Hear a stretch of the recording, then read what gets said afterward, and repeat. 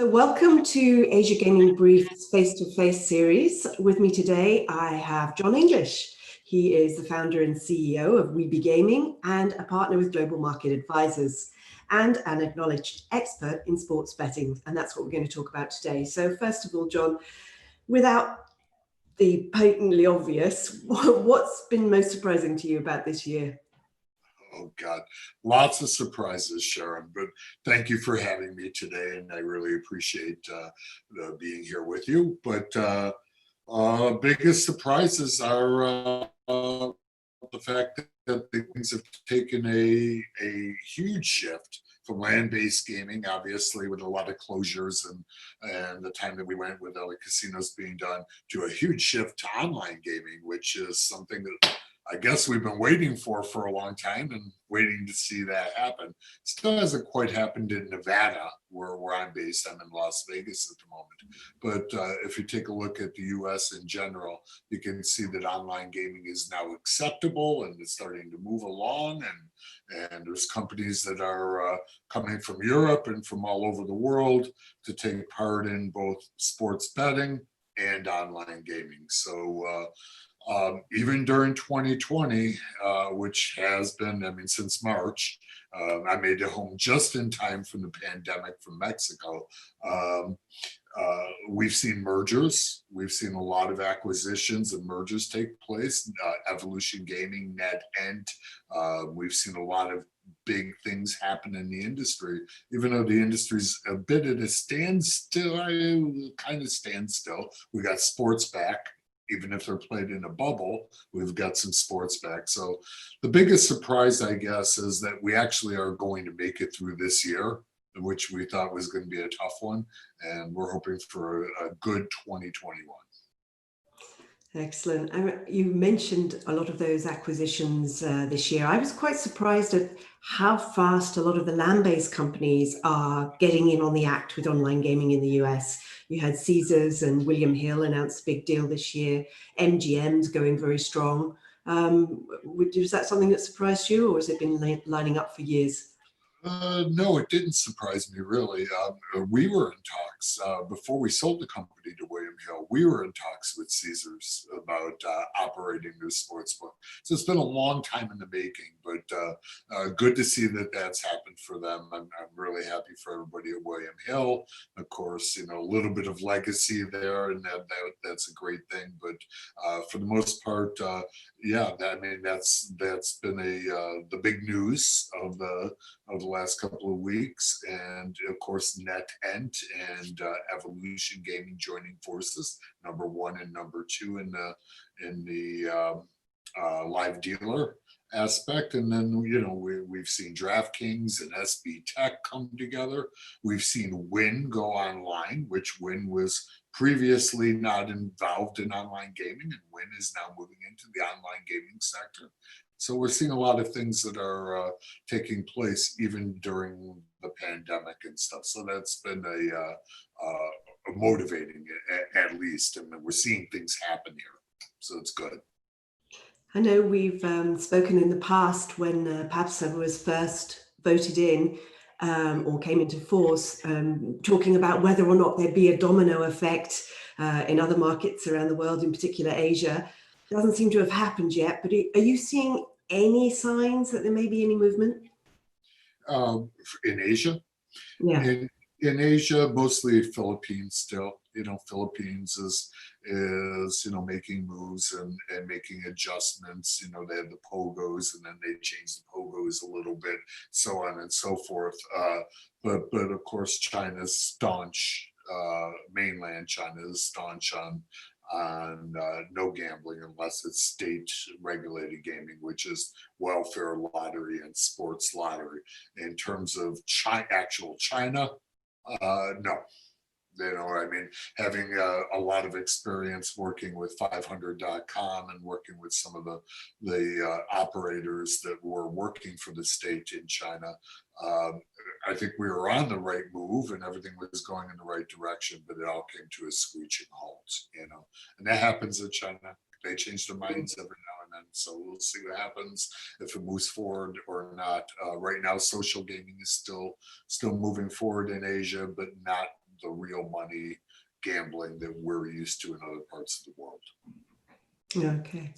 What about India? We saw the sports minister there actually did come out again this week and say that he's not averse to regulating sports betting. Do you see that as moving forward? I would say that was a good surprise. I mean, yeah, that would be great. I mean, you can only go so far with rummy. So, glad to see that India is moving forward and things are starting to happen there.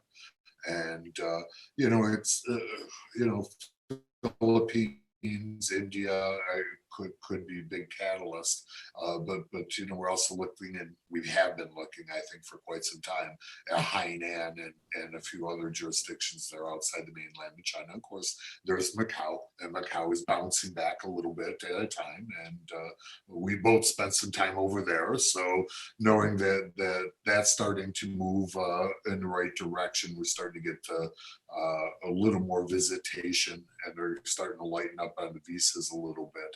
I think things will help there in Macau and start really, helping these massive resorts recover from this last year.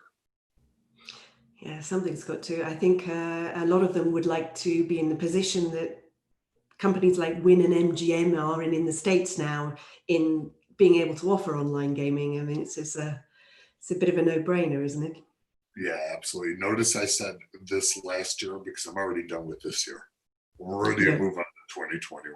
Let's do this. I mean, it's been a little bit crazy for sure. In Las Vegas, as far as Asian goes, or in the U.S., Asian marketplace, we have Resorts World. That's still under construction, has been under construction for a little while. We think it'll be completed.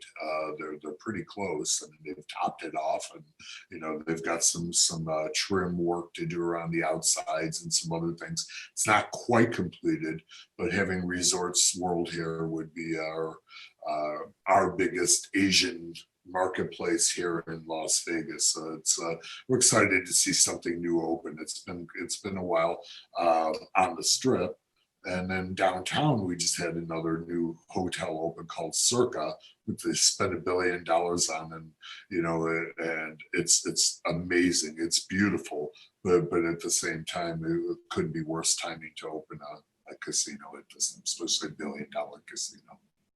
Yeah, absolutely. So going into 2021, what are we expecting? Is it going to be a better year from the sports betting perspective, or? Yeah, I think it is. It's already picking back up. I mean, we're seeing things that are starting to happen. I mean, granted, games have been canceled because of COVID. I mean, we just had this. I mean, there was, and I know most people in Asia are not following US or NFL football. I mean, they do to an extent, but we actually had a football game midday Wednesday, which has never happened. I mean, I can't remember that ever happening. But we do have sports back again, and that's been good. And then there's been a lot of things that we've been using to fill the time, such as esports and virtual sports, and even we got to a point with our platform where we've left Korean baseball, we've left Taiwanese baseball, we've left table tennis, we've left a lot of those on the platform, because when there were no sports at all, that's what people were betting on. So we know that pent-up demand for betting is there.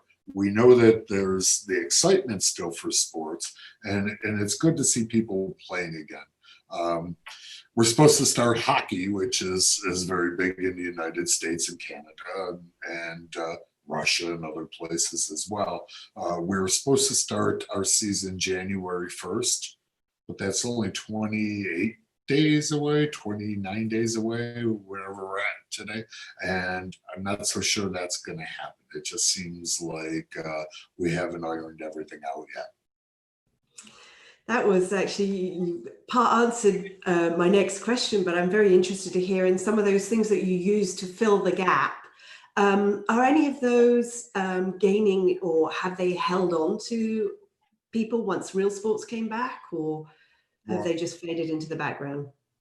We operate both sports and we operate online casino. And I can tell you that where we're seeing an enormous amount of growth is in live dealer, which has been exceptional. We're seeing more play in virtual sports. But if we're talking sports itself, I never thought I'd see that many table tennis matches in my life. And what's the most unusual sport that you've found to be taking bets on this year? I love Korean baseball and Taiwanese baseball. I don't think I've ever watched a game up until this last year, and it's it's working. People are betting on it. Look at when there's nothing to bet on, people find something to bet on, and that's been good. And it's kept the ball rolling for us on the sports betting side. Esports has really taken a huge leap and a jump, which is something that we've been talking about for years. Esports. Is it going to ever make it? Is it going to happen? Is it are they ever going to come together? Is it going to be legalized? What's going to happen? And we've seen a huge jump in the numbers of people that are not only playing esports but watching on Twitch and whatever. You can just see by the numbers and the growth of Twitch, which have faltered a little bit in 2020, but not that much. Last year, 2019, I believe we were together at a show, and 2019 we were roaring, we were ready to go, and 2020 came off. It was going to be our greatest year in the industry, and come March, we had to race home for this quarantine. So we've been filling the gaps where we can, whether it's virtual sports, whether it's table tennis, whether it's esports, various things along those lines.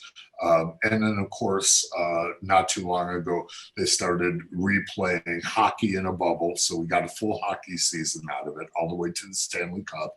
And we did the same with basketball. So that was really good. And football's been a little bit messy because they've had to change games around and they've had to move things around. We've had some positive tests with COVID, both on the hockey side and on the football side. But it seems that it's really messed up the schedules a little bit for a lot of us. And as a bookmaker, we're constantly having to stay on top of making the adjustments for the game and where it's going to be played and at what times, and is it going to get any audience, and so on and so forth. So it's been a bit of an adjustment, but I think we're going to make it through this year, and I think within the next 3 or 4 months, I think we should be running normal again. A lot of it depends on this vaccine, and if the vaccine helps and we don't grow a third arm or a second head, we should be okay with the vaccine. Should get everybody back moving.